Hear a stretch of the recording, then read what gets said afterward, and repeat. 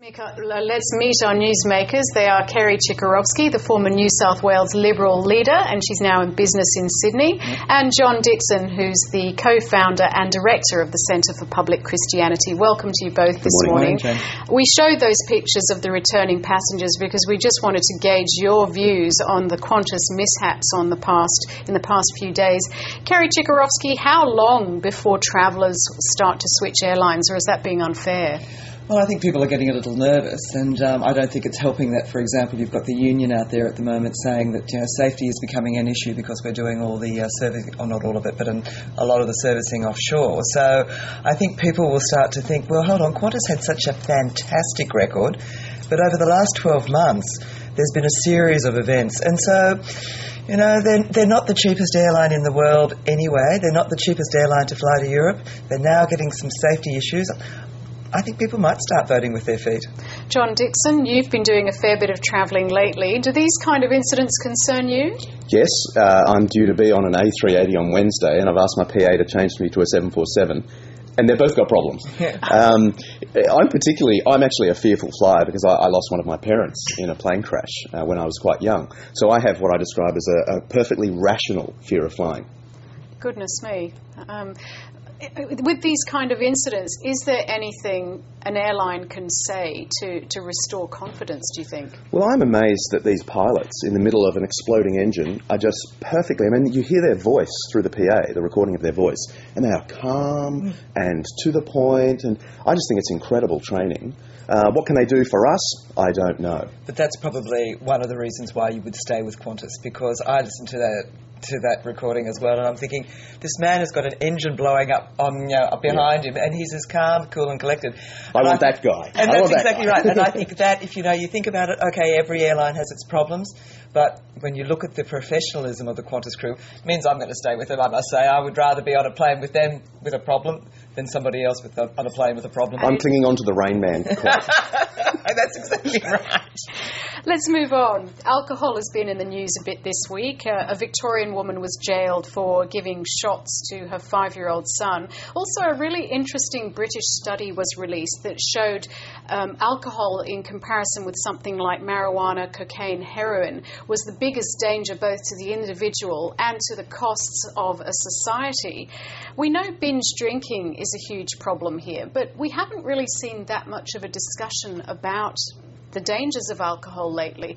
Kerry Chikarovski, is that something that has come onto your horizon? Look, a long time ago when I was Minister for Industrial Relations, we said then that alcohol was probably a bigger problem in the community than we were actually acknowledging, mainly because it's kind of hidden. People turn up to work, they're hungover or whatever, they're not as effective on a line as they used to be because they're not clearly thinking. So I think it's been a problem for a long time.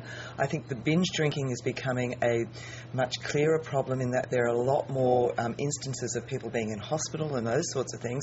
But I think it's an issue generally within the community. And I suppose what really intrigues me is that it's got something to do with our culture, because there are other parts of the world where you can have, young people start drinking early, they learn to drink responsibly. They don't have to go out and get completely off their face, every Saturday night. So I'm wondering whether we need to be addressing the culture as much as the drinking. John Dickson, what about that point Kerry made about the culture? Is that something would you share that view? I definitely do. The first ceremony on Australian shores was the officers rowing into Sydney Cove, and we're told from the eyewitness accounts they drank 4 rounds of beer in honour of the King, right? And ever since then, we've been doing the same thing. I think there are some things that we should consider, some practical legislation. I'm in favour of increasing to 21 the age of drinking, and my main argument for that would be that I don't like the idea of kids at 18 being able to drink just when they're in their first 3 years of driving. That to me is problematic. So I think increase it to 21.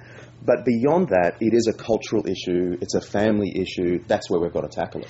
The government has recently introduced measures to stop cigarettes basically being easily available. I think the tax is equally the amount of the actual cigarettes themselves.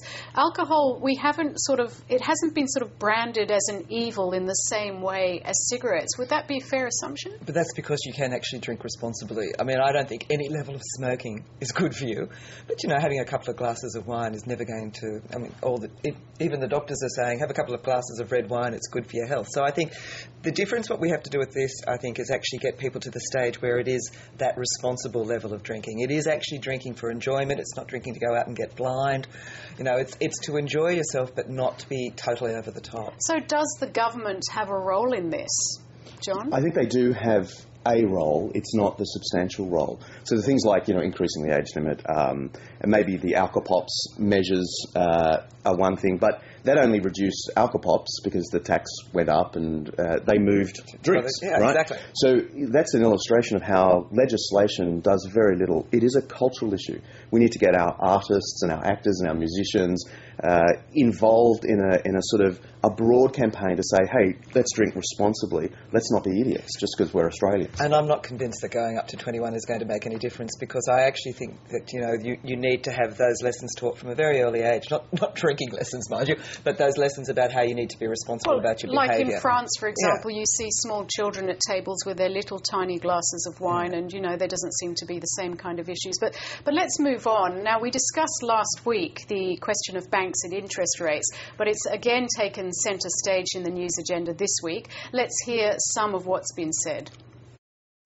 2010 has been another challenging year, and I'm pleased with our performance. This is a strong, high-quality result. And the question is, what is the Westpac interest rate decision? And our answer is that we have not yet made a decision. If you've had it with your bank, use the power of your dollar, of your business, to pressure for a better deal and go elsewhere. We've made it easier for people to do that. The Treasurer has already said in October that we will bring forward a package to put more pressure on. Julia Gillard there. Kerry Chikarovski, is a $6 billion profit for a bank fair? Well, if I'm sitting out in my house with my mortgage and my interest rate has just gone up again, I'm not thinking it's very fair at all. And I don't understand this whole concept. I'm sure I'm talking about both me personally and people sitting out there, the whole idea of, what our cost of funds and our cost of borrowing and all that sort of stuff. All I'm seeing is $6 billion worth of profit, and I'm having to pay more each time. I'm also seeing, $14 million worth of wages to various, CEOs and stuff, and I'm kind of thinking that is unfair. And it's interesting that the government's talking about, we're making it easier. Well, one of the reasons why people don't switch is that it is complicated, and there are exit fees. I mean, those exit fees are often enough to keep people in their existing package. So if the government is serious about making it easier for people to switch banks, then they're going to have to legislate saying there will be no exit fees. Now, that will be an interesting argument with the banks. John Dickson, do you think there is a definite issue of public equity, social equity, in the setting of mortgage rates and bank profits? Well, I think the rate hike, the extent of the rate hike, the speed of the rate hike by the CBA, and the fact that the chief executive was on holiday when we heard the announcement was all pretty poor form. But I don't think punitive measures are the way. I mean, we live in a capitalist society. I think actually giving space for more competition. So I think the legislation should not be in any way punitive or controlling, but actually support the smaller lenders.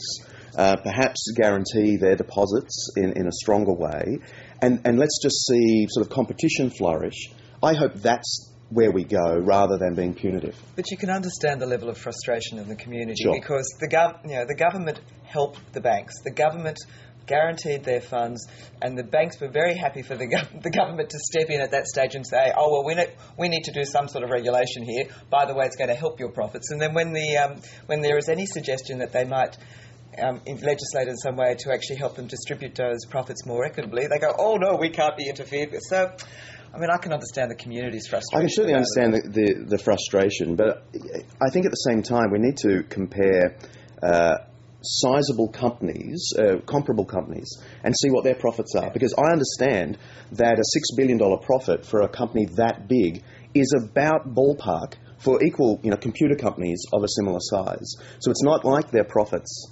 are extravagant. Well, okay. We'll watch them with great interest to see whether they decide to be more friendly. I can't believe I defended the banks. I was going to say. I'm sure we're going to be talking about this for many more weeks and months to come. John Dickson, Kerry Chikarovski, thanks so much for joining us on Newsmakers.